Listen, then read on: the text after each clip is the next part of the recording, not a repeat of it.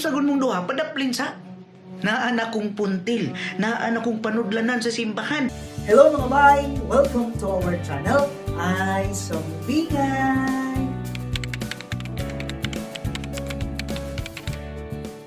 Kinsa gay na karong naglakaw ba nga murag hilas kayo? Unya mo tubag po dayon ka. Mura po siya si kinsa ha?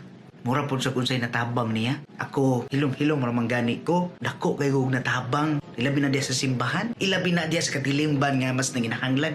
Na ako, dako kayo kong tabang anak. Lisod kayo na mga igsuon.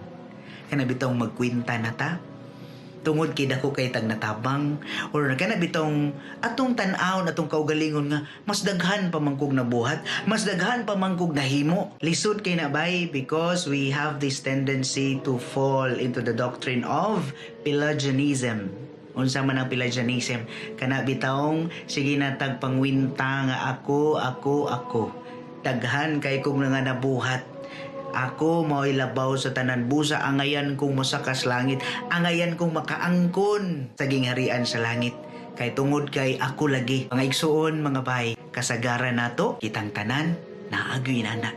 Busa, kung mahimo atong tangtangan, atong paubsan, atong kuhaon, atong linison, kanang mga inana nga batasan, kanabitaw na natay self-centeredness instead of God-centeredness. Instead, para sa Ginoo, ari naman sa ato ang dungog. Yes, naa atong paningkamot, pagsakripisyo, pagtabang, pagampo, pero kining tanan dili angay para nato, para kini sa Ginoo. Una og labaw sa tanan sa wala pa kita sa kalibutan, gugma ang naglabaw. No? Kita mga way nahot, kitang tanan puros mga makasasala. Apan tungod sa gugma ni Kristo, kita adunay value, kita adunay importansya, aron kita makasinati sa dakong paggigugma sa Ginoo. Alang kanato kini atong i-recognize una og labaw sa tanan, og we must appreciate all the graces that God has given us. Nga kitang tanan wala kitay mahimo kung wala siya og labaw sa tanan. Mao bitaw sa atong ebanghelyo karon, unsay nahitabo? Ang iyang mga disipulo naniglalis. Kinsa may masuod ni Kristo, ako man siguro mas tuon tempa. Ningon si Pedro, ha? For example, si Pedro siguro sa iyang bahay ningon siya, nakalimot na siguro mo nga ako mo'y gitugyanan sa Yahweh. No, ningon ko siya, Simon, niining bato, ibabaw niining bato, itukod ko ang simbahan. Sa ako niya gitugyan ang Yahweh.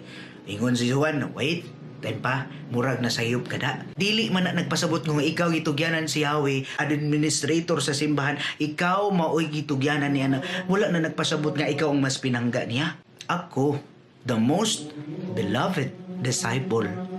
John, it is me, ako mo'y mas pinangga ni Kristo Jesus. Judas Iscariote. Uy, sagon mong duha, padaplin sa naan akong puntil, naan akong panudlanan sa simbahan, naan ako tanang kulikta. Pasabot, naa iyang dakong pagsalig ka nako. Ako mo igisaligan niya. Ako may mas importante. Felipe, naon sa gutahon mo? O sa panahon nga si Kristo magkalisod-lisod, wala mo na sayod, nakalimot na siguro mo. Multiplication of loaves, nangayo siya advice asa. Nako, ako, Felipe, asa man ta makakita og pan? Asa makikita-kitag pagkaon ari pagkaon nining tanan? 5,000 people except the women and children. Magkalisod siya sa ako mga yung advice. Muna, mas suod mi, mas naa ang iyahang pagsalig nako nga mga usag tabang. Kuy daw mga igsuon, lahi-lahi kitag mga experiences sa Ginoo, lahi-lahi kitag kasinatian, and that we must be clear of that nothing we can do without God. It is all from God because He is the font et culmens, the source and summit of everything. Beware of the doctrine of Pelagianism ni Pelagius. Mangwinta naman ta sa ato mga maayong buhat. Grabe sad ka, Lord.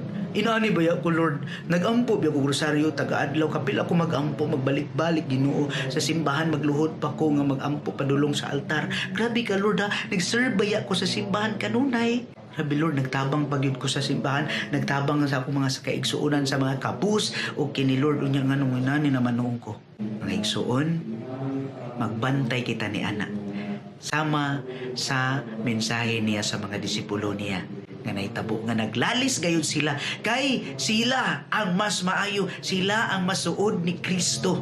Wala man mo nakasabot sa ato ang misyon dire sa kalibutan nga unta anaa ang tinuod nga pagpangalagan, pagserbisyo alang kanako ug pag-ila kung kinsa gayud ang Dios tinuuray ba kana bitaw kinasing-kasing kitang mga lagad na kinikasing-kasing natong pagtabang nga we are not counting the cost of our service. Perminti kita mga hulog o mga bagsak ni ana.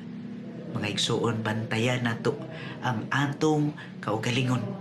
Anaa ang dagong grasya ni Kristo kanunay iyang gibuhagay alang kanato.